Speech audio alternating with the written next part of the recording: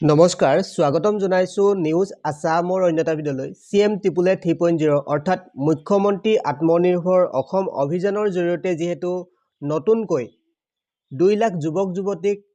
৭৫,০০০ কৈ দিম বুলি মুখ্যমন্ত্ৰী ডাঙৰীয়াই ইতিমধ্যে ঘোষণা কৰিছিলে তাহাৰ সেই মৰ্মে মাৰ্চৰ পৰা আবেদন আৰম্ভ হ'ব বুলি মুখ্যমন্ত্ৰী ডাঙৰীয়াই ঘোষণাও কৰিছিলে আৰু সেইয়ে 11 মাৰ্চৰ পৰা এই যিখন আঁচনি হয় মুখ্যমন্ত্ৰী আত্মনিৰ্ভৰ অসম অভিযান এই আঁচনিখনৰ জৰিয়তে আবেদন আৰম্ভ হ'বলৈ গৈ আছে সকলোবিলাক আপডেট আমি এই ভিডিঅ'টিৰ জৰিয়তে আমি আলোচনা কৰিছো যদি আপুনি আমাৰ চেনেলত পোন প্ৰথমবাৰৰ বাবে ভিজিট কৰিছে তেনেহলে চেনেলটি সাবস্ক্ৰাইব কৰি কাষৰ বেল আইকনটো প্ৰেছ কৰিবলৈ নাপাহৰিব আহক আজি ভিডিঅ'টি আৰম্ভ কৰো CM টিপুলে 3.0 এপ্লাই আজিৰ পৰা ষ্টাৰ্ট হ'ব অৰ্থাৎ 11 মাৰ্চৰ পৰা আবেদন আৰম্ভ হ'ব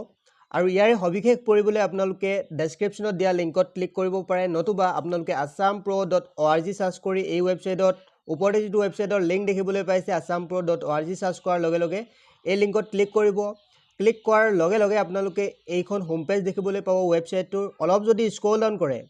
ইয়াতে CM টিপুলে 3.0 এপ্লাই 2026 বুলি দেখিবলৈ পাব ইয়াতে ক্লিক কৰিব নতুবা ডেসক্ৰিপচনত দিয়া লিংকত ক্লিক কৰাৰ লগে লগে এইখন পেজ আপোনালোকে মুকলি কৰিব পাৰিব আৰু CM টিপুলে 3.0 সকলোবিলাক ডিটেইল আপোনালোকে পঢ়িব পাৰিব কি কি ডকুমেন্টৰ প্ৰয়োজন হ'ব কেনেকৈ আপোনালোকে ৰেজিষ্ট্ৰেচন কৰিব কেনেকৈ আবেদন কৰিব সকলোবিলাক ডিটেইল ইয়াতে দিয়া আছে ইয়াতে আপোনালোকে দেখিবলৈ পাইছে ইয়াৰে এপ্লিকেশন ষ্টাৰ্ট হ'ব 11 মাৰ্চৰ পৰা আবেদন আৰম্ভ হ'ব 11 মাৰ্চৰ পৰা আৰু লাষ্ট ডেট এতিয়ালৈকে ঘোষণা কৰা নাই আৰু ইয়াৰে এজ লিমিট হৈছে 28 to 45 অৰ্থাৎ 28 বছৰৰ পৰা 45 বছৰৰ বয়সৰ ভিতৰ যিসকল যুৱক যুৱতী আনএমপ্লয়মেন্ট অৰ্থাৎ তেওঁলোকে এই আঁচনিখনৰ বাবে আবেদন কৰিব পাৰিব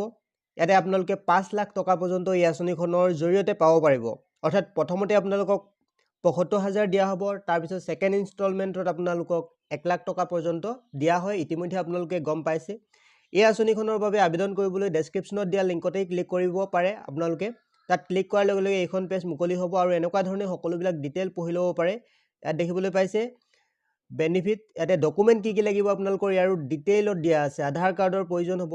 পান কাৰ্ডৰ প্ৰয়োজন হ'ব এডুকেশন কোৱালিফিকেশন আপোনালোকৰ 10 পাস আৰু 12 পাস সকলে এই আঁচনিখনৰ বাবে আবেদন কৰিব পাৰে তাৰ পিছত আপোনালোকৰ বেংক পাছবুক লাগিব পাছপোৰ্ট সাইজ ফটো একপি লাগিব আপোনালোকৰ মোবাইল নাম্বাৰ আৰু ইমেইল আইডি আৰু ৰেসিডেন্স সাৰ্টিফিকেটৰ প্ৰয়োজন হয় এই আঁচনিখনৰ বাবে আবেদন কৰিবলৈ